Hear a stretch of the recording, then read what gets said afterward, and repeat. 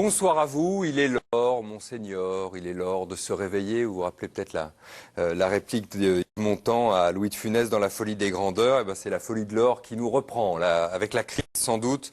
L'or a retrouvé une nouvelle jeunesse, il se vend de plus en plus cher, 4 fois quand même aujourd'hui son prix d'il y a 10 ans, 4 fois son prix du 11 septembre 2001 par exemple. Il s'arrache d'ailleurs à tous les sens du terme puisque les vols avec violence et les braquages de bijouterie se multiplient justement pour faire main basse sur le métal jaune. Alors comment se protéger? Comment éviter les pièges?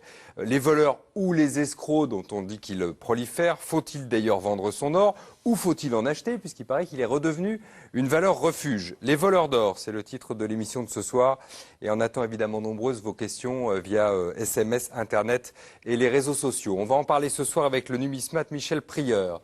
Vous êtes historien des monnaies, directeur de la CGB.fr, l'ancienne compagnie générale de bourse. Exact. Vous avez notamment signé Le franc neuf, les 2 siècles du franc aux éditions Chevaux Légers. Charles Pellegrini, ancien policier, vous avez notamment été le patron de l'Office central pour la répression du banditisme. Vous êtes aujourd'hui consultant en analyse des risques. Vous avez publié l'an dernier une histoire de la PJ, notamment, il y a une histoire des espions qui est à venir, à la Manufacture du Livre. François Delassus, vous êtes le responsable de la communication de la CPOR. La CPOR, c'est un établissement de crédit qui intervient lorsqu'un particulier achète ou vend des lingots ou des pièces à sa banque. Vous êtes pas un intermédiaire, mais enfin celui qui traite d'une certaine manière ses affaires sur le marché de l'or. Enfin Jean-Pierre Gaillard, chroniqueur boursier à France Info, bien connu, président du Cercle des épargnants. Vous dirigez également le Giga, qui est une société de conseil en investissement. L'or flambe, on l'a dit, on le constate, Jean-Pierre, quand on regarde les cours de bourse, ça vaut combien aujourd'hui? L'once d'or, comme on a appris à vous entendre le dire. Oui, l'once d'or, ça doit être dans les 1600 €. Hein, l'once, donc les 30... Pardon? 1660 1660, c'est ça. Dollars. 31 grammes 103, hein, l'once. À Paris, le lingot, il vaut aujourd'hui un petit peu plus de 42 000 €. Vous disiez tout à l'heure qu'il a été multiplié par 4 en 10 ans, c'est vrai. Mais comme quoi, c'est pas tellement un îlot de stabilité. L'or, c'est que si je regarde c'est par 30 ans, il vaut moins du double de ce qu'il valait il y a 30 ans. Et là, vous voyez que sur 30 ans, c'est plus du tout un bon placement. Il a été 2 fois plus cher qu'aujourd'hui? Non, il a été à peine 2 fois moins cher. En francs, à l'équivalent de 150 000 francs. Et en ce moment, il vaut 42 000 €, c'est-à-dire un peu moins de 300 000. 42 760 exactement. Vous êtes très précis, à combien le gramme? Ça vous fait 42,76. Ça fait le gramme à 42,76 €. Oui, parce que lorsqu'on achète un lingot d'1 kilo, on n'achète jamais un kilo pur. On achète exactement ce qui, après fonte, reste comme métal dans ce lingot, qui peut être 998 grammes, 999 ou 1001. Mais c'est très rare qu'on soit à 1000 tours. En gros, aujourd'hui, en 995 millième ou 999,9. Hein, les standards, c'est ça. Dans un lingot comme celui-là. Oui, celui-là, ça dépend. En principe, vous devez trouver dessus oui, parce que vous avez toujours le contenu en or fin. Et considéré comme une barre d'or d'investissement, toute barre qui fait 995 millièmes d'or fin. Donc vous pouvez aller jusqu'à 999,9 et c'est marqué les 4,9 ou les 995. Et quand on vous le vend pour 995 millièmes d'or fin ou 999,9. Alors celui-là, je ne l'ai pas sorti de ma poche. C'est Jean-Pierre Gaillard qui l'a amené, c'est un faux. Pour notre sécurité, je voudrais vous dire surtout, c'est pas un vrai. Vous craignez qu'on soit agressé sur ce plateau? Ah oui, quand même. Pour notre sécurité, il faut mettre les choses au point. Combien ça vaut donc ça? 42 760 aujourd'hui. Il a atteint 43 990 le 15 septembre 2011, l'année dernière, où l'or a été monté à près de 1900 $ l'once. Comme vous le savez, il était monté très très fort. Il est redescendu à 1600 et aujourd'hui, il est à peu près à 1700. Il se maintient en termes, le prix, il y a une consolidation du prix, mais il se maintient malgré tout. Il est à son plus haut historique aujourd'hui? Non, on peut, si vous voulez, comme disait tout à l'heure Jean-Pierre, il peut monter encore, parce que, si vous voulez, le prix de l'or reste quand même, dépend fondamentalement de 2 choses, sa demande et son offre. La demande reste très forte et l'offre est concentrée et plutôt étale. Et il y a très peu d'or. C'est-à-dire que vous avez l'or, vous savez, c'est quelque chose. Il y a 173 000 tonnes d'or qui ont été extraites. Et il resterait 51 000 tonnes sous terre. Bon. Ce qui fait que ce que vous il reste 25% de l'or de la planète, quoi. Oui, si vous voulez, ça veut dire tout simplement que par sa quantité propre et par la force de la demande aujourd'hui et de son offre, la tension est plutôt à la hausse. Sachant que les grandes régions qui demandent de l'or sont la Chine, l'Inde, le Moyen-Orient, des pays qui ne connaissent pas la crise. Et nous, on vend? Nous, on rachète. On rachète aujourd'hui. Au niveau de l'épargne. D'accord. Bien qu'on vende. En refuge, en valeur refuge. Voilà. Et on vend pour du pouvoir d'achat ces vieux bijoux. C'est pour ça qu'il y a deux marchés aujourd'hui à distinguer. C'est le marché du patrimoine de l'épargne et le marché qui est un marché qui, à notre avis, est un marché conjoncturel. C'est le marché du rachat de vieil or qui est lié à deux éléments et c'est pour ça qu'il fonctionne en Europe. C'est une hausse forte du prix de l'or et une crise économique. Et ça, votre dans les or autres vaut de régions, l'argent, comme on dit à la télé. Hein, voilà. Dans les autres régions du monde, on n'a pas ce phénomène. C'est français ou c'est européen? Européen. Et en particulier euro, zone euro, là où il y a la crise. Deux petites remarques. D'abord, en ce qui concerne le prix de l'or. Le prix de l'or est à la moitié de son maximum exprimé en pouvoir d'achat. Parce que c'est quand même ça qui est important. Quand on voit le lingot à 100 000 en 1980, rappelons-nous tout de même que le SMIC à l'époque était dans les 1300 francs, c'est-à-dire quelque chose comme 200 et quelques euros. Aujourd'hui, le SMIC est infiniment plus cher. Donc il faut repositionner. Si on prend donc la valeur du lingot, aujourd'hui, il est à la moitié en termes de pouvoir d'achat de son maximum de 1980, mais qui était une période très spéciale. Qui pourrait être 2 fois plus cher. Pourquoi c'était spécial? Parce que 80, l'arrivée des socialistes au pouvoir, on s'est réfugiés. C'était surtout prise de l'ambassade des États-Unis qui risquait d'arriver, c'est ça? à Téhéran. C'était avant l'arrivée des socialistes. Attaque de l'Afghanistan par l'armée rouge.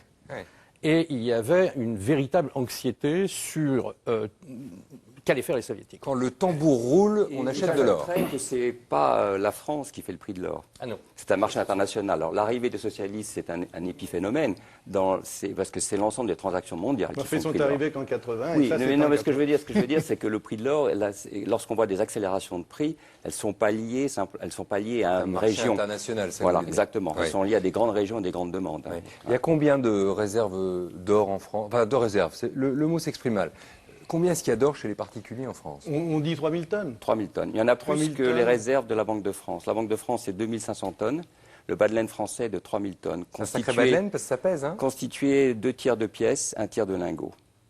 Ça fait combien? Vous vous rendez compte que 3 000 tonnes, si on compte bien, j'étais en train de faire, on va mettre le lingot à 40 000 euros le kilo, c'est plus facile, ça fait 120 milliards. Oui, parce que ça fait 3 000 tonnes, ça fait 3 millions 120 milliards. Ça fait 3 millions. Si l'État français avait aujourd'hui 120 milliards, on aurait réglé quelques problèmes de déficit. Oui, par exemple. On est pratiquement à 2 000 milliards de dettes.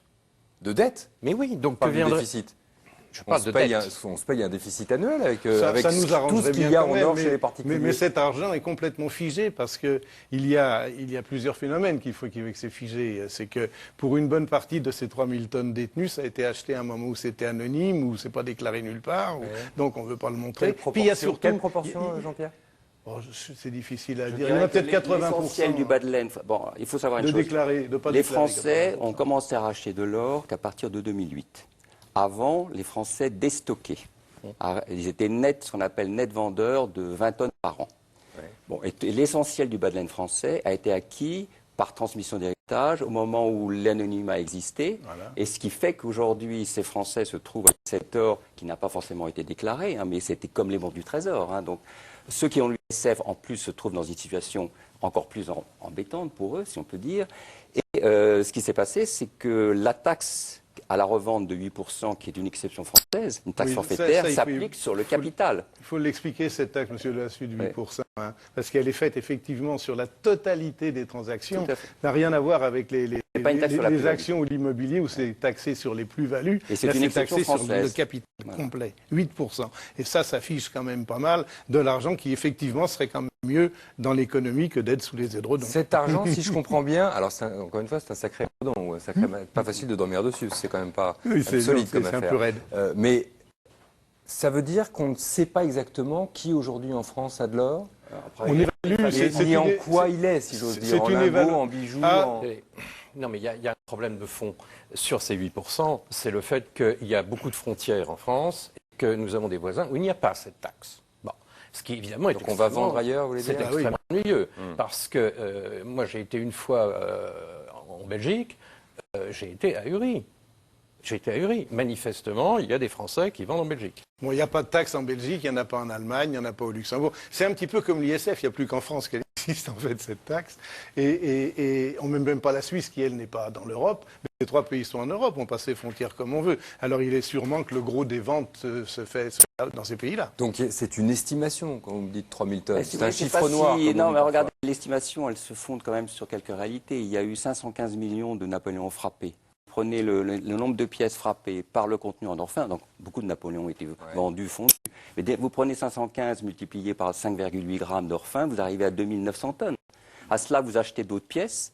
À cela, vous ajoutez d'autres lingots, on n'est pas loin. Hein. Oui.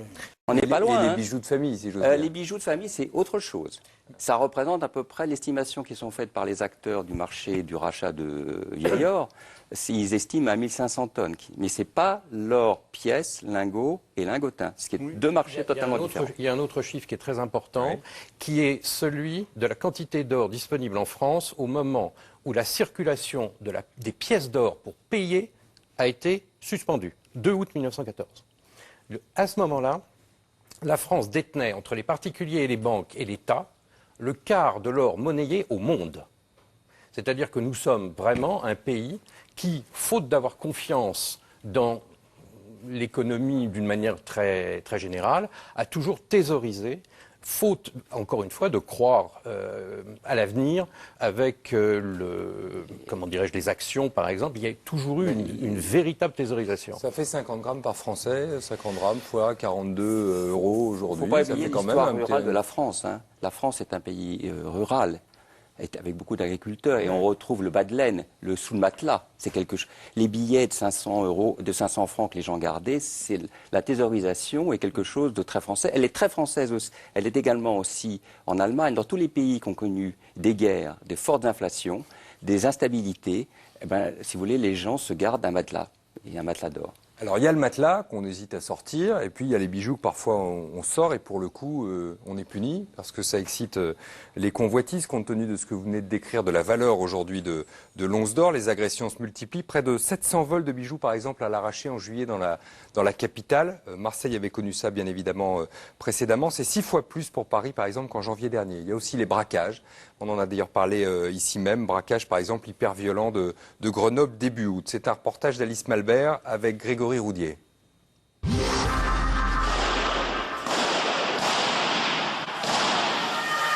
Il y a 10 jours, en pleine matinée, à 2 pas du commissariat, 3 malfaiteurs cagoulés et lourdement armés braquent une bijouterie du centre-ville. Ils s'en prennent au commerçant à coups de crosse, puis lui tirent une balle dans le fémur. À l'arrivée de la police, les hommes n'hésitent pas à ouvrir le feu avant de prendre la fuite à bord d'un 4x4 avec un complice. Bilan, un blessé et une bijouterie dévalisée. Des braquages comme celui-là, il y en a de plus en plus. En cause, la fièvre de l'or. Depuis 2008, le cours du précieux métal a flambé de 90% pour atteindre fin juillet 42 000 € le kilo. Mais depuis quelques mois, une forme de délinquance moins spectaculaire mais tout aussi traumatisante ne cesse de se développer. Tout ça pour ça. Tout ça pour ça. La dame est blessée? Non. C'est l'un des nouveaux fléaux des grandes villes, le vol de colis à l'arraché. Là, la seule motivation, c'est 40 € le gramme. C'est tout. Et c'est assez répété un peu partout pour que ça arrive à leurs oreilles aussi. Et un collier tel que celui-là peut être vendu combien, vous savez? Ils vont vite le vendre, pas spécialement au cours. S'ils peuvent en récupérer 30 €, ils prendront 30 €, ça va 25, 125. De toute façon, s'ils sont pas là, si c'était pas là aujourd'hui, je pense qu'ils recommenceraient demain, vu le taux vu le volume d'arrache qu'il peut y avoir. Pour quelques dizaines d'euros, ces adolescents âgés de 13 à 17 ans ont agressé une jeune femme en pleine rue. C'est approché moi très très vite et il a tiré mon collier. Et des scénarios comme celui-là, le commissariat du 19e arrondissement de Paris en constate tous les jours. Les policiers procèdent jusqu'à 6 arrestations quotidiennes, car avec l'arrivée des beaux jours, les tenues se font légères et les bijoux plus apparents. Cible principale, les femmes et les personnes âgées. Quant aux voleurs, près de la moitié se sont déjà livrés à des actes de violence. Des délinquants, donc je l'ai dit, plutôt jeunes, pour moitié mineurs, et qui opèrent à proximité de leur lieu de résidence. Et souvent, ils proviennent des cités, des secteurs sensibles que nous connaissons. Là, on va regarder, notamment si on voit des scooters. Et regardez là-bas en scooter, là, allez-y zoomer sur le scooter. La plupart du temps, les jeunes délinquants revendront immédiatement les bijoux. Mais dernièrement, le commissaire Rigon a vu le phénomène évoluer. On sent maintenant que on commence un peu à se professionnaliser On y a pris goût donc c'est aujourd'hui une nouvelle filière délinquante qui en fait se met en place. Et là effectivement on se rapproche d'une délinquance qui s'organise, qui se professionnalise un petit peu, et on sait qu'un certain nombre de ces individus maintenant ne commettent pas qu'un seul arrachage, et ils se mettent à faire ça notamment à l'occasion des beaux jours. Pas qu'un seul arrachage, et certains vont même jusqu'à fondre et transformer les bijoux eux-mêmes. Récemment, la police a fait une curieuse découverte en Seine-Saint-Denis. Bonbonnes de gaz, charbon, c'est un véritable atelier clandestin qui se dissimulait dans ce foyer de travailleurs. Face à cette délinquance grandissante, la police a décidé de lancer une campagne de sensibilisation dans le nord-est de la capitale. Évitez d'avoir des colliers autour du cou. Oui, merci beaucoup. Mais n'hésitez pas. Comme dans le quartier de la Villette, où ces gardiens de la paix distribuent des tracts à la population. Je suis toujours en train de regarder. Ce matin, quand j'ai sorti, je dis oh là là, tu vas prendre quelque chose pour te défendre. On a ça dans la tête. Et puis on a peur. Moi, je sais que j'ai peur même de monter chez moi. Et vous avez quand même envie de porter vos bijoux? Mais oui, mais alors qu'est-ce qu'il faut faire? Il faut se priver. Ils ne sont pas à Bagdad quand même. Oh, c'est pire alors. Non, c'est surtout pas pour moi, parce que le bijou c'est que du matériel, on va dire ça comme ça, mais la personne quand elle est touchée, ça fait plus de mal quoi. Et vous avez quand même envie de les porter? Écoutez, à quoi ça sert d'en acheter pour les mettre dans un placard ou je ne sais où? Non, voilà.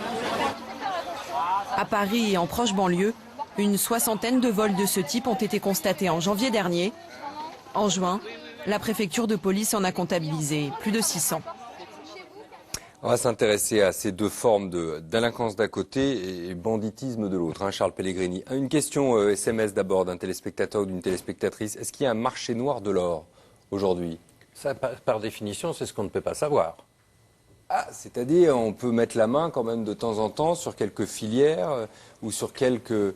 Comment on dit ça dans votre jargon, Charles Pellegrini? Un receleur? Ah oui, non. Un fourgue. Un fourgue. Un fourgue. Oui, mais là, ça pourrait être des tableaux, ça pourrait être n'importe quoi.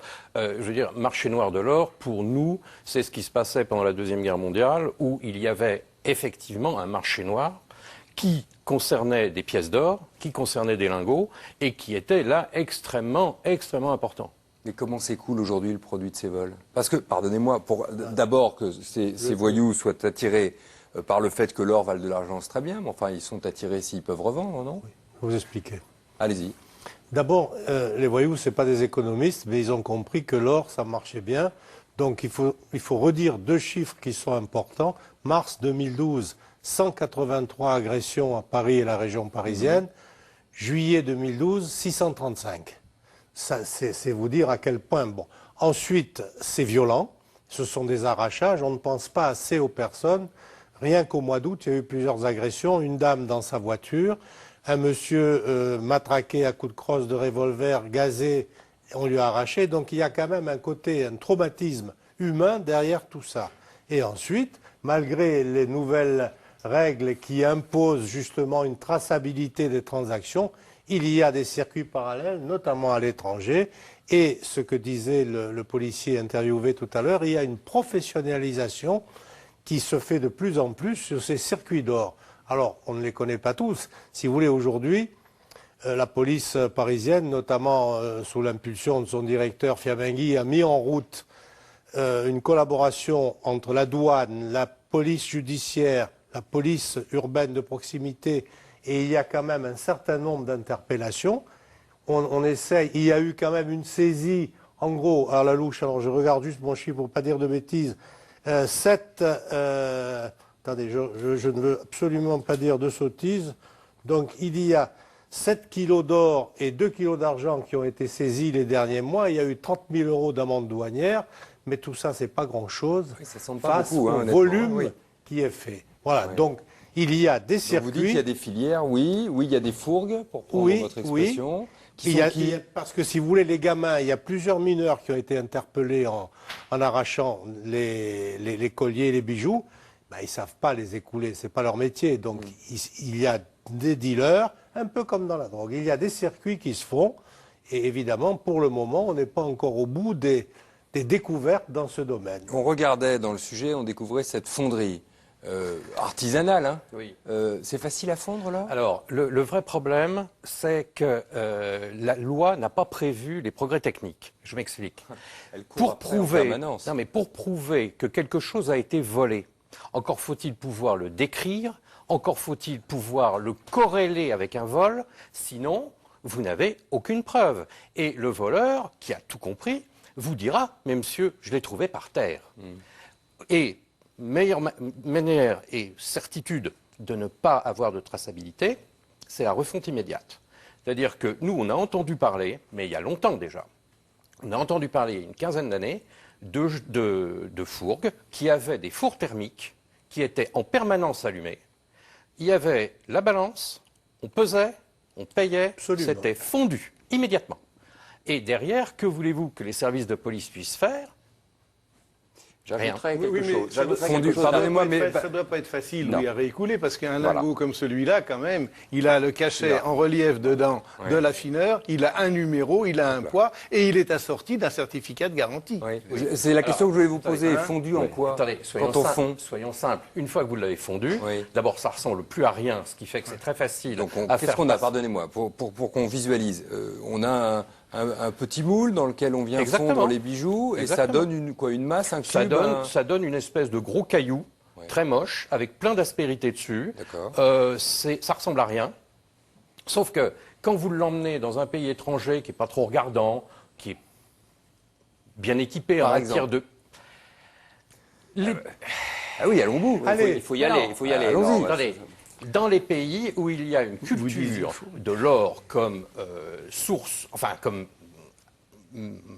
stockage de valeur, par exemple, tous les pays du sud de la Méditerranée et l'Afrique, les bijoutiers là-bas se fichent éperdument des certificats de garantie. Ils refondent, ils testent. C'est-à-dire quoi? Espagne, Italie, ou il faut franchir la Méditerranée? Non, le sud de la Méditerranée. La Méditerranée. C'est ça, donc on franchit la Méditerranée, on est au Maghreb. D'accord. Il y a quand même un élément important à prendre en compte, je pense, qui est un élément aussi qui tient compte de la démarche de la profession. On fond l'or, il faut vous expliquer, ça revient sous une forme de caillou, il est pas affiné. Pour pouvoir le revendre dans des marchés organisés, comme les marchés européens par exemple, il faut ensuite qu'il soit affiné. Pour le faire affiner, vous l'apportez à un fondeur affineur agréé. Ce fondeur affineur agréé, il a un minimum d'interrogations à avoir sur ce qu'il va demander. Et aujourd'hui, les fondeurs affineurs... Oui. Mais ils sont... Vous savez, les quelques fondeurs affineurs agréés, il n'y en a pas beaucoup en France. Combien?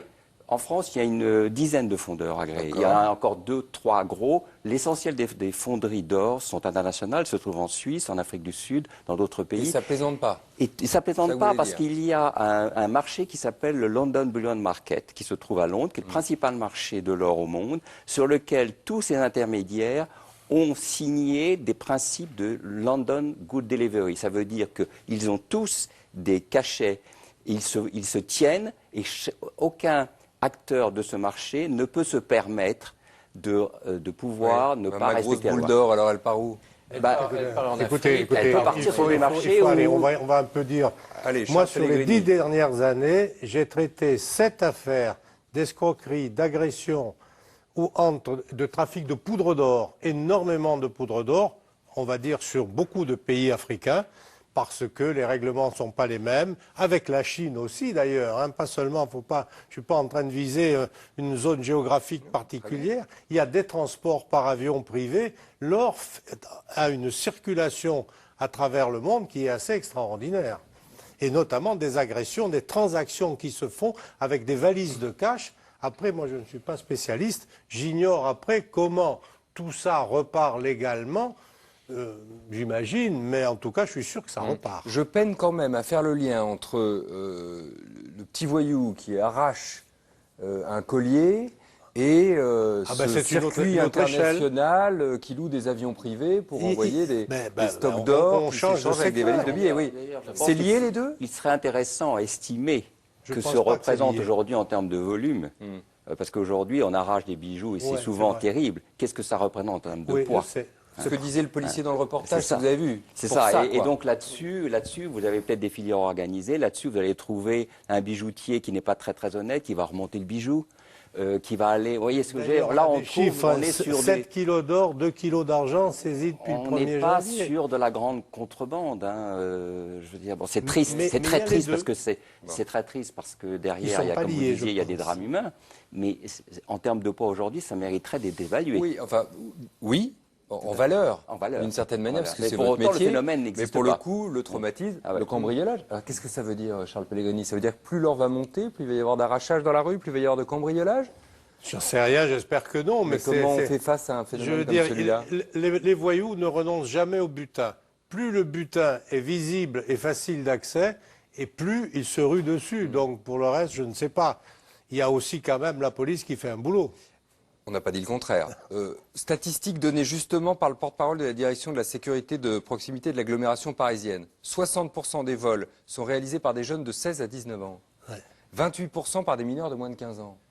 On n'est pas dans le braqueur de bijouterie de Grenoble. Et justement, alors on n'est pas en train de... Moi, je ne voudrais surtout pas polémiquer ici dans votre émission, mais la plupart, comme sont beaucoup de mineurs, sont remis en liberté.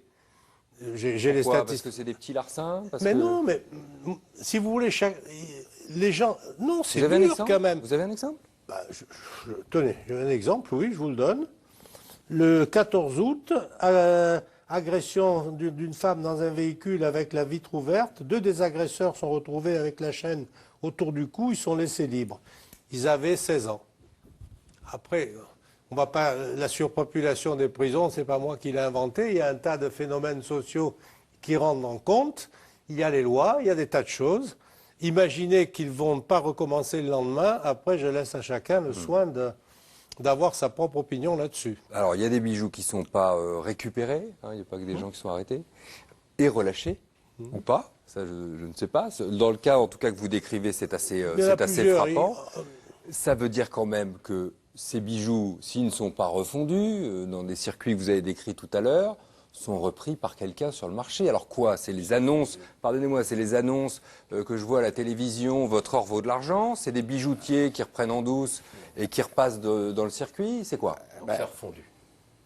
Tout. Il n'y a pas de bijoutier, disons, malhonnête en France, franchement. Aucun bijoutier en France ne serait assez tordu pour prendre le risque de mettre son stock, son travail et la valeur de son fonds de commerce en risque pour un bénéfice qui est complètement ridicule. Comment, pardonnez-moi, un bijoutier, non mais ça m'intéresse, comment un bijoutier fait-il la différence entre un bijou volé et un bijou dont je prétends qu'il appartenait à ma grand-mère? D'abord, il y a très peu de bijoutiers qui achètent de l'or cassé, ça c'est le premier point. De l'or cassé? Oui, on appelle de l'or... C'est-à-dire? C'est le terme générique pour tout ce qui est bijoux cassés, dents... Broutille. Voilà, broutille. C'est le mot officiel. D'abord, il y en a très peu. Ensuite, ils sont soumis à des vérifications très précises. Ils ont un livre de police qu'ils doivent tenir. Oui. Ils doivent avoir pour chaque personne l'identité. Ils doivent payer par chèque. Ça, c'est nouveau. Oui. Mais, ça date de quand? Le 1er août 2011. Le paiement par chèque est maintenant une obligation.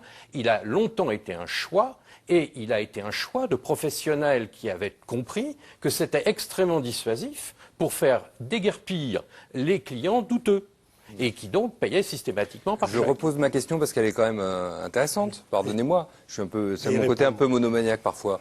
Comment on fait la différence entre un bijou volé et un bijou pas volé? Quand on me le présente comme ça, avec bonne mine, si j'ose dire. Je vais vous répondre franchement, la tête de celui qui le présente. La tête du client? Ah oui. Ah si. Mais moi, je voudrais ajouter quelque chose, monsieur. Vous avez raison sur les bijoutiers, mais ce commerce de l'or n'est pas que le fait des bijoutiers. Voilà, moi, je connais personnellement une personne qui a eu un petit héritage et qui a monté une petite société d'achat et de revente d'or, qui achète et qui va toutes les semaines à la fonderie faire fondre son or. Mais elle a les mêmes obligations. Non, c'est là où je veux dire une chose importante, je pense. C'est qu'il y a eu forcément... à cause de la hausse du prix de l'or, on en parlait tout à l'heure, à cause de la crise économique de la zone euro, cette perte de pouvoir d'achat, la tentation d'un certain nombre de gens consistait à vendre de l'or, puisque l'or a l'avantage d'avoir un prix qui s'impose à tout le monde et qu'il est liquide à l'achat comme à la vente. Donc les gens se sont dit, on va le vendre. Et sont venus là-dessus des gens qui ont dit, voilà, opportunité de marché. Donc il y a eu la création de sites qui ont fait beaucoup de publicité, dont des acteurs qui n'étaient pas forcément basés en France et qui ont proposé du rachat de veilleurs. Là-dessus, il y a eu de l'envoi, certainement, qui a créé au début, si vous voulez, des gens qui n'ont pas forcément été très vigilants sur ce qu'ils recevaient des broutilles, parce qu'on les reçoit, on les envoyait par la poste. Donc. Mais depuis maintenant 1 an et demi, 2 ans, il y a eu, à l'instar des professionnels français qui ont vu partir une partie du potentiel de ce marché de rachat sur des sites qui n'étaient pas basés en France, il y a une volonté aussi d'aller sur plus de transparence et renforcer les obligations des professionnels dans la prise d'identité, dans la vérification, en faisant des propositions de prix. Parce que ce qui s'est passé aussi, c'est que ce marché de rachat de veilleurs, il y a eu à un moment donné aussi, on proposait de rachat à vil prix. Il y a eu un petit peu, quelque part, de l'exploitation de la misère. On va en parler maintenant, si vous le voulez bien, parce que qui dit or dit... certes arrachage ou braquage, mais dit aussi parfois arnaque. Il faut se méfier, et on va le voir ensemble, de certains de ces acheteurs qui se multiplient sur le marché. Alors, les pubs à la télé, on en a parlé. On achète aussi parfois la va-vite, parfois la sauvette. On raconte en louant une chambre d'hôtel comme ça, puis en disparaissant de la ville le lendemain. Il faut bien le dire, rarement aussi au juste prix. La réglementation est pourtant très claire en la matière, comme va nous l'expliquer maintenant Lise Barcellini avec Dominique Lemarchand et Joël Lefebvre.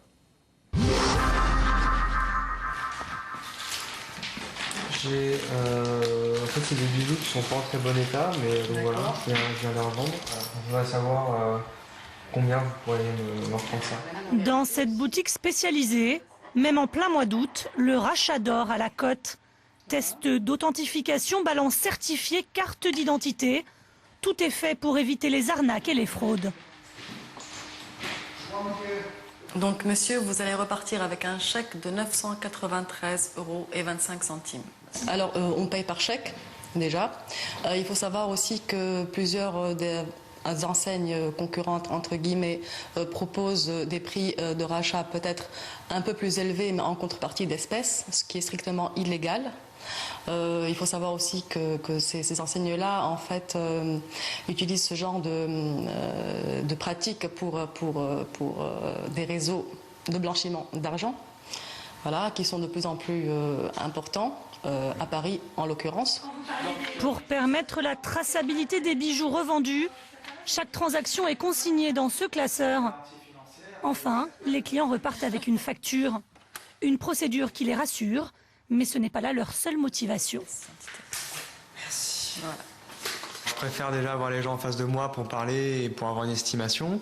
Et en plus de ça, j'avais besoin de comparer les prix par rapport au rachat de mes bijoux.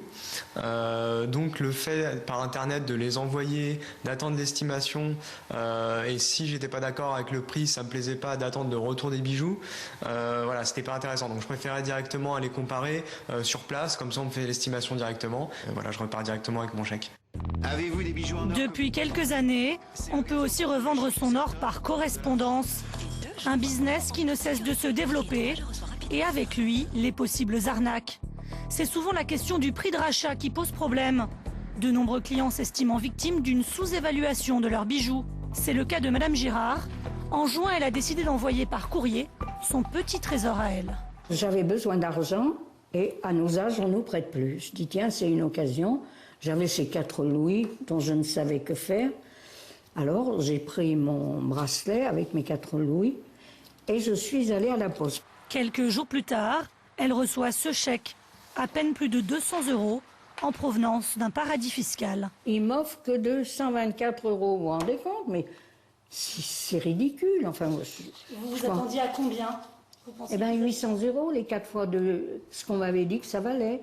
Vous avez le sentiment que vous êtes fait arnaquer? Oh là. Un peu, oui. Un peu, oui. C'est sûr. C'est sûr. Madame Girard a donc refusé la transaction et renvoyé le chèque. C'était il y a 2 mois et elle est aujourd'hui toujours sans nouvelles. Comment être sûr de ne pas se faire avoir? Le marché du rachat d'or manque-t-il vraiment de transparence? Pour tenter de réglementer le secteur, Patrick Chien a rédigé une charte déontologique. Ce fondateur d'un site internet n'hésite pas à dénoncer les pratiques peu scrupuleuses de certains de ses concurrents. la personne se sépare sans savoir quelle est la valeur. Après, on va donner une valeur qui est peut-être 4 à 5 fois inférieure sur différents sites. Et après, si on veut les récupérer, ça va être très compliqué parce que les gens vont être payés d'avance, parce qu'on reçoit des virements, au lieu de recevoir d'offres, il va falloir rembourser. Après, comme les bijoux sont à l'étranger, si vous avez besoin d'argent de manière rapidement, comment vous faites ? Alors, pour être sûr de vendre ses bijoux au prix du marché, mieux vaut bien comparer les estimations et vérifier que l'entreprise est domiciliée dans l'Hexagone. Oui, et encore visiblement ça ne suffit pas toujours. Qui est habilité à certifier l'or? Existe-t-il des endroits spécialisés? Il y a des fondeurs qui sont habilités à titrer et à émettre des certificats, des lingots qui sont fabriqués. Et puis vous avez la garantie qui va, elle, mettre des poinçons sur les bijoux neufs et qui, par ce biais, certifie que le bijou est bien de droit français et au bon titre. Au bon titre, c'est-à-dire qu'il est bien en 18 carats. En 18 carats, oui. Donc à 75% d'or pur. C'est ça, si j'ai bien suivi le cours. Tout la tête d'aigle, je crois, ça. Exactement. La tête d'aigle, c'est le poinçon. Donc si j'ai ça à la maison, qu'est-ce que je fais? Il faut que j'aille envoyer mon argent, enfin mon or, en l'occurrence, pour recevoir de l'argent par correspondance comme cette dame? Non, moi, le conseil que je fais pour tout achat d'or, vous l'avez dit tout à l'heure, je crois qu'il faut s'arrêter un petit peu dessus, il y a deux marchés. Il y a le marché de l'or ancien et l'autre marché qui est très différent, qui est de l'or investissement. Je ne sais pas si c'est vraiment un investissement, enfin l'or patrimonial. Cette dame, elle a 4 louis d'or. Eh ben, elle va à sa banque. Elle va à sa banque. Ils étaient montés sur un bracelet. D'après ce que j'ai compris. Mais la banque a les moyens, les moyens d'aller voir quelqu'un, d'aller faire la transaction. Ça, je peux vous assurer que la banque ne le fera pas. Elle avait 4 louis d'or et un bracelet, si j'ai bien compris. Pour le coup, il y avait des louis et puis il y avait un bracelet. Donc le bracelet. Moi, ce que je voulais dire, c'est que lorsque vous avez de l'or à vendre, l'État vient de faire sortir un guide de comment vendre au mieux son or. On peut le télécharger sur les sites des chambres syndicales qui donnent un certain nombre de conseils aux gens. Et Jean-Pierre peut nous faire peut-être aussi la démonstration des différents paramètres du calcul du bijou. Vous avez un bijou, ça fait de 18 carats, il pèse 4 grammes. Votre bijou de 18 carats, il ne contient que 75% d'or fin. Donc vous pouvez vous-même évaluer, si vous voulez, le prix de votre bijou. 3 fois 42. Voilà. Ensuite, vous savez que vous allez devoir payer une taxe de 8%.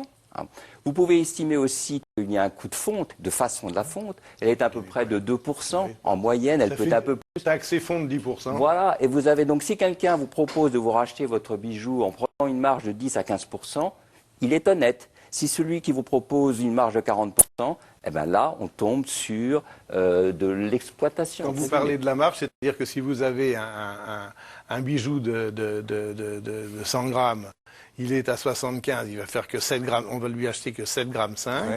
C'est 7 grammes 5, il faut retirer 10% de frais de fonte et de taxes. Ça fait 10%. Plus 10 ou 12 ou 15% de marge, mais il ne faut pas retirer 40% de marge, comme c'est des fois le cas. Vous devez arriver aux environs des 30 euros le gramme. Mais si on vous en propose 20, il y a arnaque. Les balances sont toujours fiables? Alors, les balances en France sont certifiées par l'État, elles sont supposées être scellées. Chez qui elles sont fiables déjà? Chez qui elles sont certifiées par l'État? Alors, attendez. Il y a les balances qui ne sont pas certifiées, c'est celles que vous utilisez pour peser votre courrier.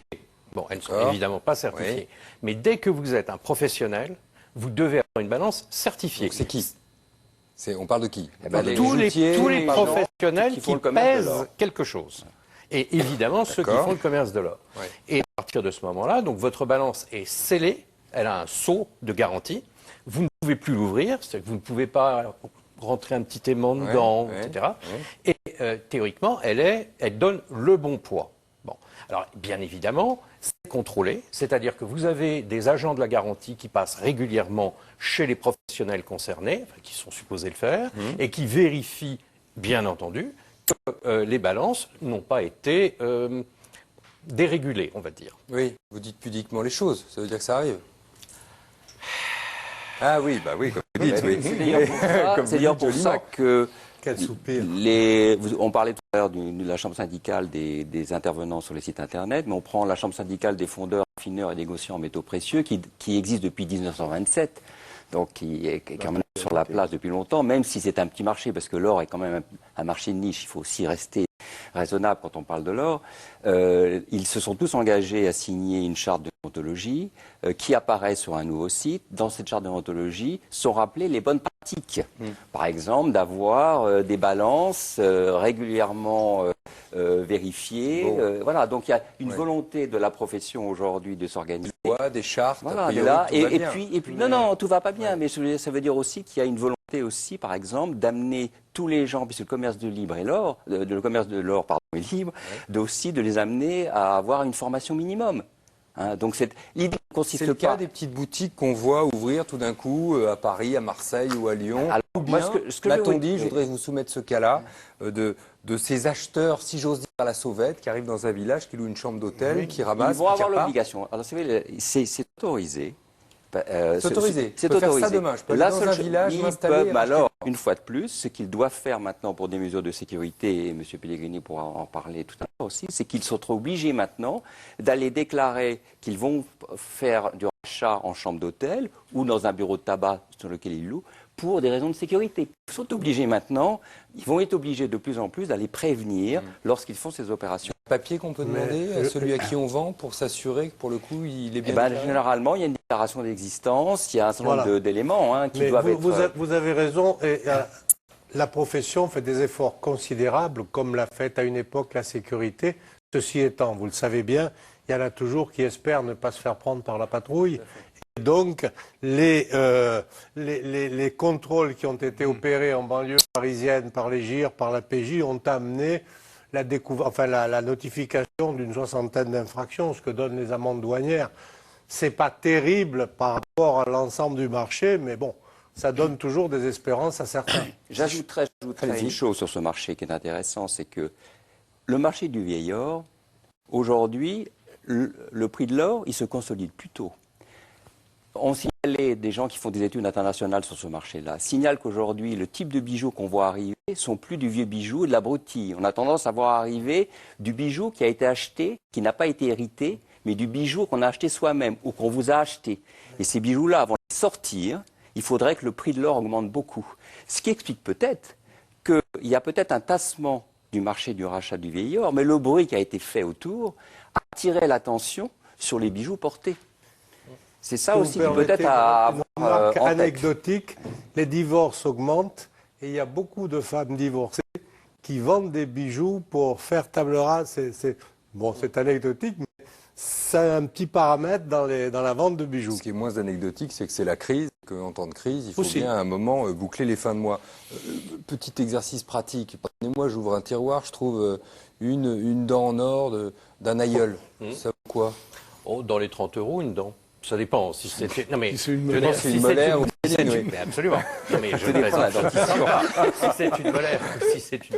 C'est pas pareil. Ouais. Mais grosso modo, 30 à 40 €, ce qui n'est pas négligeable du tout. D'autre part... Ça voudrait dire qu'elle fait qu'un gramme, alors. 30 €, 40 €. Attendez, un gramme pur. Une dent en or. Je crois que l'or, c'est un carapace très élevé. C'est presque de l'or pur. Et d'autre part, nous, on recommande toujours aux gens de vendre ce genre de choses parce qu'on leur dit, si par malheur vous êtes cambriolé, ne vous inquiétez pas, ça, le cambrioleur, il va le prendre. Oui. Donc, plutôt vendez. que l'AIFI, vous voulez dire. Plutôt que... Évidemment, plus personne ne vole de l'AIFI. Plus personne ne vole de l'AIFI. C'est une bonne nouvelle. Au moins, on peut garder sa IFI. Ce sera vérifié. L'or, lui, il part toujours. Oui. C'est clair.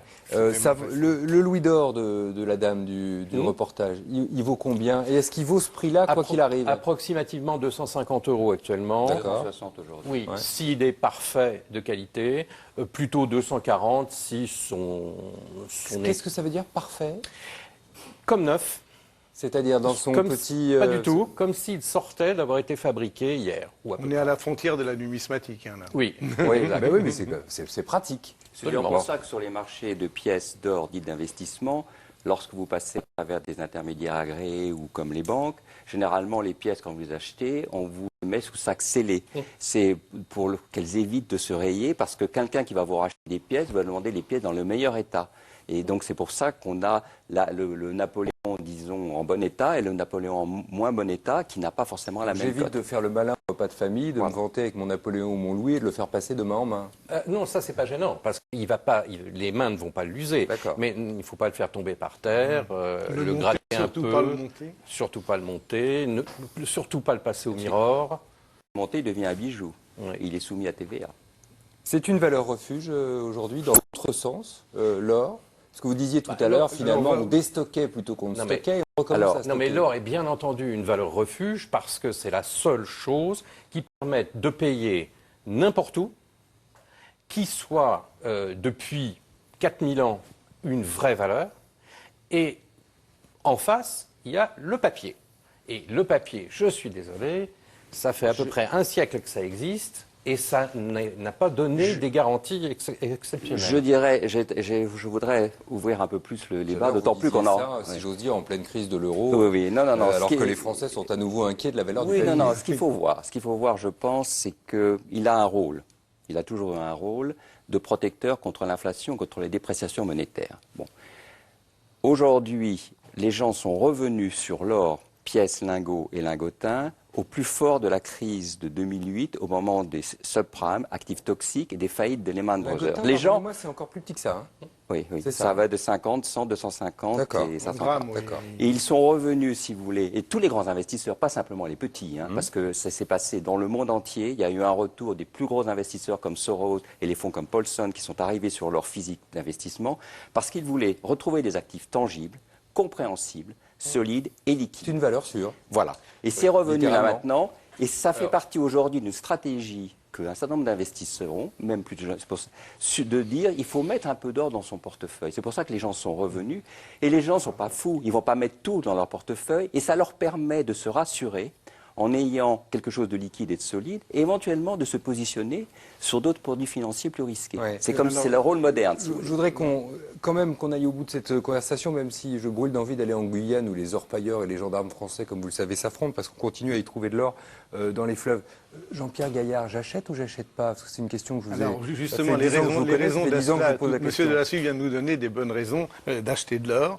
Alors c'est vrai que c'est sûr que ça a une valeur tous les jours, c'est liquide, il y a un cours qui est donné tous les jours, et ça a donc indiscutablement...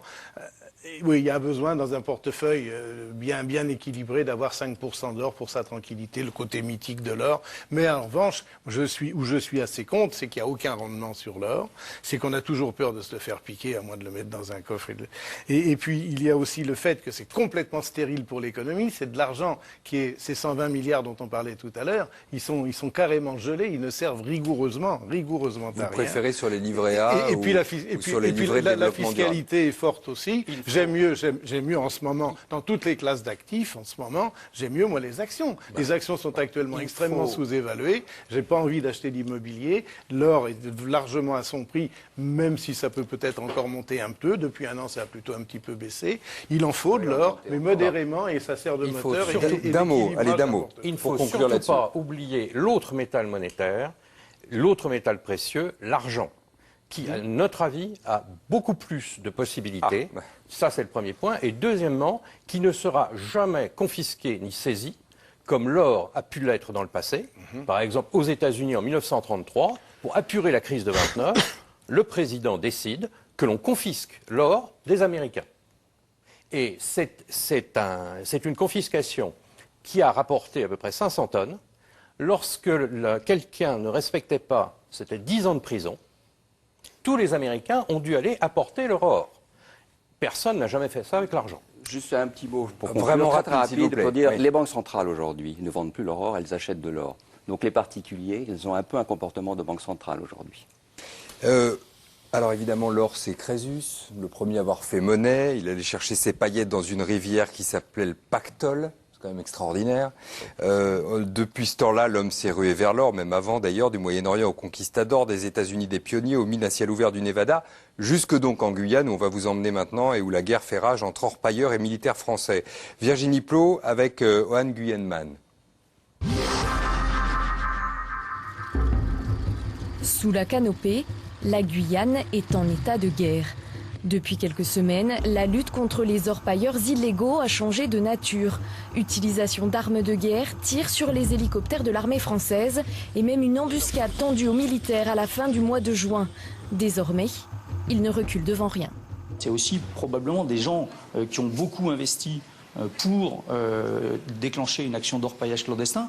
Le but étant de récupérer leur argent et une action de police judiciaire qui va venir saisir leur matériel et stopper pour eux est bien souvent quelque chose de vital. Donc on peut comprendre que dans ce genre de situation, les gens deviennent extrêmement agressifs, d'où la nécessité de prendre des précautions, d'où la nécessité de mettre les forces armées en Guyane en appui des actions de gendarmerie. Depuis 2008, plusieurs centaines de militaires traquent les clandestins, avec des résultats mitigés. Quand ils arrivent sur les sites, ils n'ont souvent plus qu'une chose à faire, détruire le matériel abandonné pour qu'il ne soit pas réutilisé. Pour le reste, les chefs ont déserté, l'or s'est envolé. Seulement 11 kilos saisis l'an dernier sur 10 tonnes produites estimées. L'or, c'est une des denrées que nous avons du mal à trouver sur les sites. Bien évidemment, c'est ce qu'ils essaient de planquer en premier. Et le parcours qu'emprunte l'or reste pour le moment assez flou à nos yeux. Nous essayons de travailler dessus pour avoir les renseignements et savoir comment l'or est évacué et transporté jusqu'au Brésil ou au Suriname. Si ce n'était pas fait, la Guyane, sa dimension forestière et le parc amazonien seraient complètement envahis par l'orpaillage clandestin. Disons que toutes ces actions permettent de contenir le phénomène. Au total, près de 15 000 chercheurs d'or vivraient dans la forêt. De véritables villages clandestins, abritant toutes sortes de trafics, armes, drogues, prostitution, des garimpeiros venus du Suriname et surtout du Brésil voisin, des paysans sans terre fuyant la misère de leur pays. Le gouvernement fédéral brésilien doit investir pour permettre aux garimpeiros qui sont en Guyane de revenir au Brésil pour trouver du travail. Ceci grâce à des investissements fédéraux dans l'éducation, la culture et l'emploi.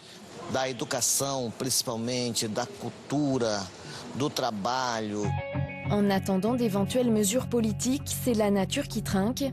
Chaque nouveau site ravage un peu plus la forêt guyanaise.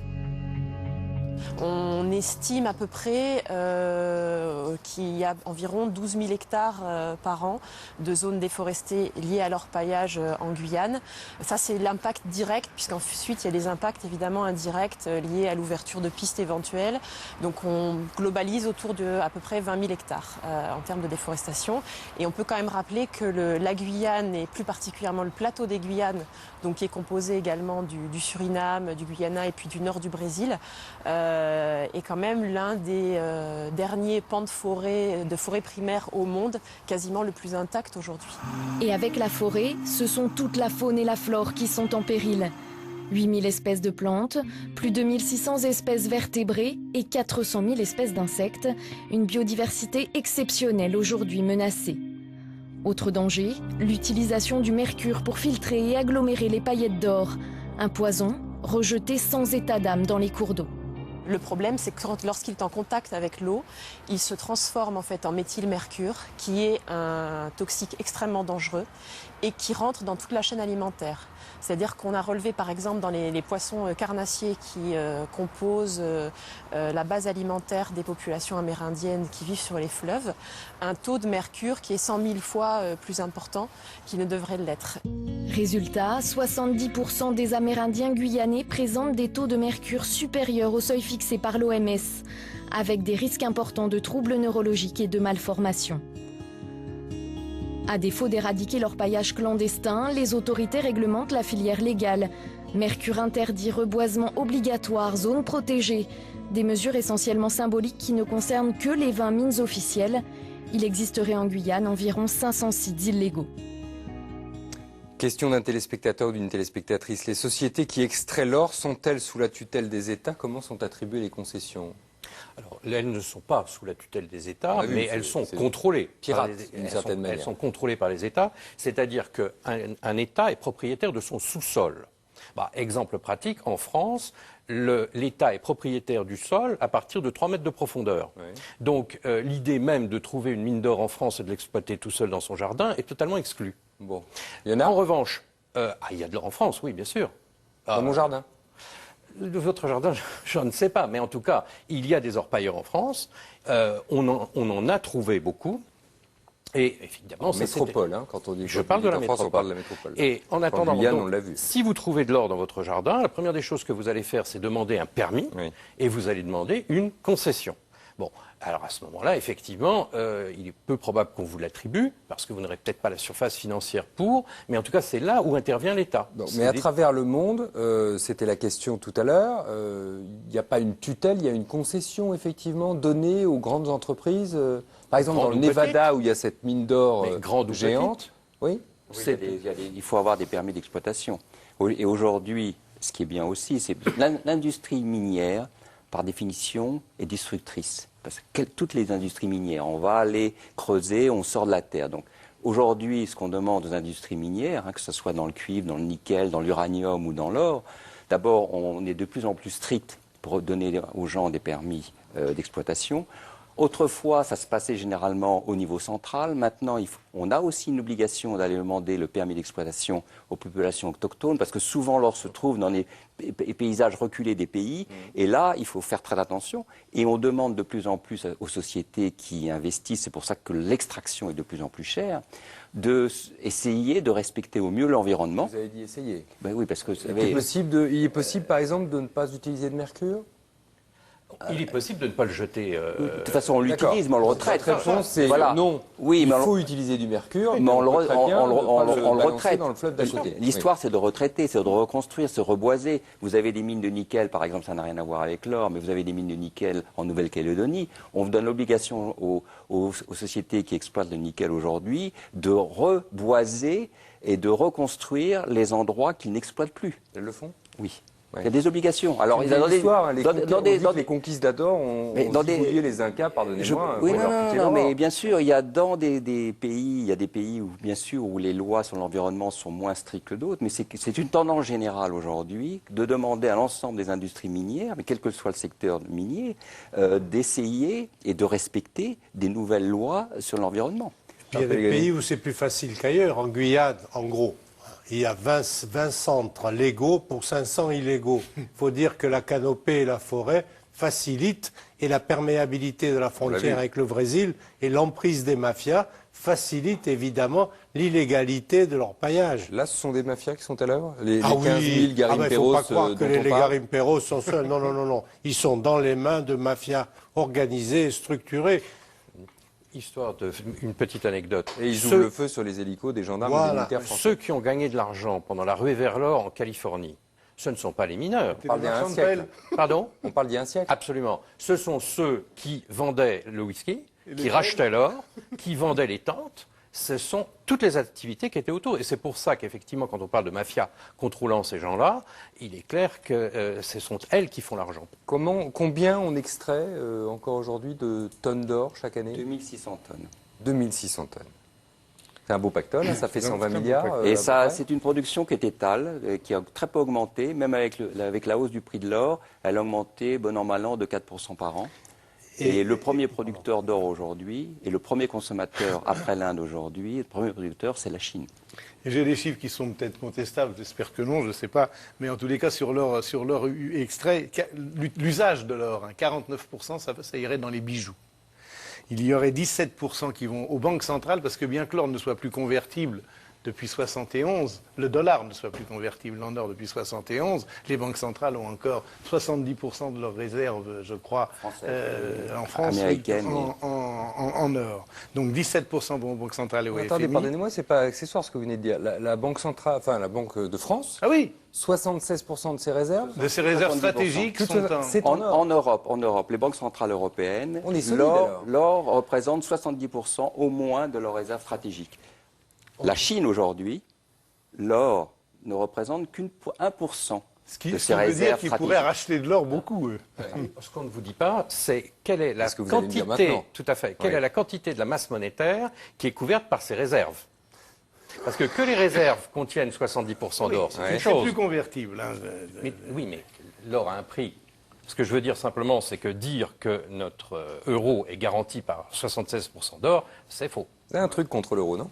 Mais non. Alors, je voudrais revenir à mes 40%. D'un mot, Jean-Pierre. 17% en Banque Centrale FMI, 19%, c'est justement les particuliers, c'est ce fameux matelas pour les Français. Mais là, moi, mes chiffres que je donne, c'est sur le monde entier. Hein. Et puis, il reste environ 12% qui est à l'usage industriel. Et bien rappeler ce que disait M. Prieur tout à l'heure, c'est que l'or est toujours récupérable puisqu'il est inaltérable, sauf ce qu'on envoie dans les fusées dans l'espace. Mais c'est assez peu. On va passer, si vous le voulez bien, aux questions SMS qu'on me dit fort nombreuses. Ah oui, ça c'est pas mal. Qui a décidé que l'or était un métal si précieux? La première personne qui s'est rendu compte qu'il était inaltérable et que donc on pouvait l'enterrer et le récupérer. Il a un nom? Absolument pas, mais il devait vivre à l'époque de Crésus. Et en plus, un donc métal il y a qui soit en 2500 quantité. ans, c'est ça? 2600 ans? C'est 700 avant Jésus-Christ. C'est en plus un métal qui soit en quantité suffisante pour en faire un certain usage, mais qu'il n'y en ait pas trop pour ne pas que ce soit vulgarisé non plus. Donc il y a la rareté et l'inaltérabilité. Parce qu'un caillou, ça tient dans le temps. Et il y a, bien sûr, et il y a l'opinion évidemment des dames. Ah bon? Il faut que ce soit joli en plus. Voilà. Et puis il y a aussi le pouvoir politique. Hein. Frapper monnaie, c'était aussi c'était l'or. Hein. Et là, on revient à Crésus. Et on revient à Crésus et on revient à la possession et les pouvoirs. Peut-on placer... Il y a aussi des hommes, je le précise, qui trouvent que l'or, c'est très joli. Tu peux être sensible à l'esthétique. Ah, il y a un mythe sur l'or. Ça fait quelque chose d'avoir un vrai lingot dans la main, ça fait quelque chose. Ah oui, bah, voyez. Qu'est-ce qui vous dit qu'une partie de votre or, de ce lingot, ça ne vient pas de l'or porté par Nefertiti? Vous n'en savez rien. Ah si, celui-là, oui, parce qu'il n'y en a pas là. À peu près, parce que c'est un faux. On l'a dit au début. Peut-on placer ses économies en achetant de l'or sans le détenir physiquement dans un coffre à la banque ou chez soi? Peut-on? Est-ce qu'autrement dit, on peut acheter des morceaux d'or ou des parcelles d'or sur un produit plus général? Vous comprenez? L'or physique, on n'est pas forcé de l'avoir chez soi. Est-ce qu'on est obligé de l'avoir chez soi ou est-ce qu'on peut acheter quelque chose qui contient de l'or? Oui, bien sûr, il y a différents produits d'investissement. Il y a des produits d'investissement qui sont échangés sur la bourse, qui peuvent contenir un peu adossé à du physique. Et puis vous avez aussi les gens, et de plus en plus aujourd'hui, ceux qui investissent dans l'or, pièces, lingots et lingotins, ils vont demander à la banque la conservation de cet or. Pour des raisons aussi de sécurité et pratiques. Ils demandent, donc ils achètent de l'or, et ils demandent à la banque de le conserver. Mais cet or leur appartient. Il n'est pas dans les comptes de la banque et il n'est pas dans le bilan de la banque. Et à tout moment, ils peuvent en demander le retrait. Le cours de l'or pourrait-il s'écrouler brutalement en cas de sortie de crise? Ah, en cas de sortie de crise, non. On a déjà vu ça ou pas? Oui. En 1980, le lingot vaut 100 000 francs, le Napoléon vaut 1000 francs, il va redescendre à 250 francs. Mais ce n'était pas vraiment une sortie de crise. Hein. Non. On s'est rendu compte rapidement que d'abord les socialistes en France n'allaient pas bouleverser toutes les règles établies. La bourse s'est mise à repartir très violemment. Ensuite, on a constaté que les Russes en Afghanistan, ça ne se passait pas si facilement. Ensuite, Reagan est arrivé, il a remplacé Jimmy Carter dans lequel personne n'avait confiance et tout le monde a eu confiance dans Reagan. Donc, le business a recommencé. Et c'est ça ce que j'appelle la sortie de crise. On a de nouveau eu confiance dans le futur. Et à ce moment-là, l'or a été... S'il n'y avait pas la crise, l'or vaudrait moins cher qu'il vaut aujourd'hui. Je rappellerai autre chose, c'est que dans les demandes de l'or, il y a une demande très importante et qui reste majoritaire, c'est la demande pour la bijouterie. Cette demande pour la bijouterie, elle est motivée de plus en plus par des régions qui ne connaissent pas la crise et qui achètent. Et l'or, il n'y en a pas beaucoup. Et juste un chiffre pour rappeler, pour ne pas avoir peur de confiscation de l'or par les États. Dans le total mondial aujourd'hui de l'investissement, si vous regardez le total mondial des investissements, l'or ne représente qu'1,6%. Il suffirait qu'un certain nombre d'individus décident d'investir un peu dans l'or pour créer une tension sur le prix. Finalement, acheter de l'or ne nuit-il pas aux entreprises qui, elles, manquent d'investisseurs? Pour moi, l'argent qu'on met dans l'or, vaudrait mieux le mettre dans l'économie pour faire tourner la machine. Ça, je reviendrai sur ce que vous dites en disant, vous avez parfaitement raison, il y a deux choses. D'une part, c'est bien d'offrir aux gens ce qu'ils demandent. Que les banques puissent offrir aux gens ce qu'ils demandent, c'est bien. Ça permet de les rassurer. Et ça peut permettre aussi de leur offrir des produits sur lesquels il y a plus de risques et qui sont peut-être plus bénéfiques pour l'économie. Ensuite, ce qu'on disait tout à l'heure, il y a un matelas qui est un peu gelé en France, il y a peut-être une réserve il y a peut-être une réserve de pouvoir d'achat qui pourrait être utilisée par le gouvernement si le marché est un peu plus fluide. Il serait plus fluide si la taxe serait moins importante. Vous avez dit tout à l'heure qu'on était monté de 100 000 à combien on était tombé après 80? à 60 000. Le Napoléon était à 1000 francs, il est descendu à 250. Mais quel est le produit qui ne connaît pas la... On ne va pas refaire le débat parce que j'ai énormément de questions SBS, je voudrais vous les soumettre. Quelle est la réserve d'or de la France? À quoi sert-elle? Ne peut-on pas rembourser les dettes de la France avec? Oui, je ne suis pas le seul à avoir cette idée fixe. Alors, ça n'a pas de sens de vendre les bijoux de famille pour régler des problèmes structurels. On ne brûle pas ces meubles parce qu'on a froid. Les réserves d'or de la France, c'est combien? 2500 tonnes. 2500 tonnes, à peu près. Un petit peu moins mais que le matelas. Ça fait grosso modo 120 milliards, ce qui est une somme relativement... comme le matelas. C'est rien par rapport au problème. Les États-Unis, c'est à peu près 9000 tonnes. 3 fois plus. Dois-je déclarer aux impôts l'or que je possède? Ah, logiquement, ISF, oui. Logiquement, oui.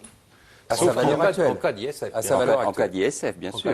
Mais si vous ne le faites pas... Reste-t-il des gisements d'or à découvrir en France? Vous voyez, ça nous chatouille un peu tous. En France, non. Parce que la France est un pays où on encore cherche une fois, quand vous dites France, métropole. On cherche de l'or en France depuis 3000 ou 4000 ans. Oui.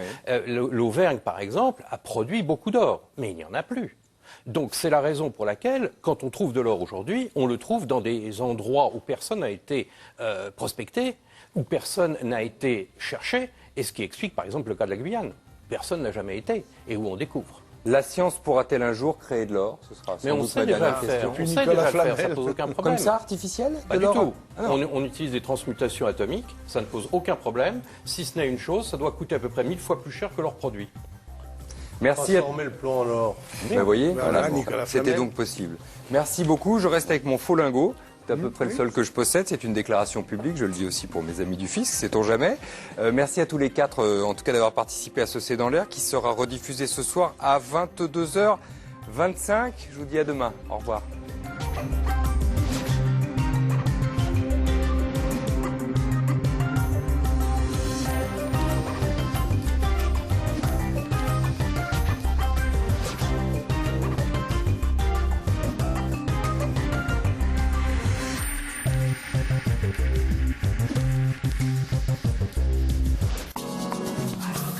Pour toutes vos questions sur l'actu, c'est dans l'air sur France5.fr.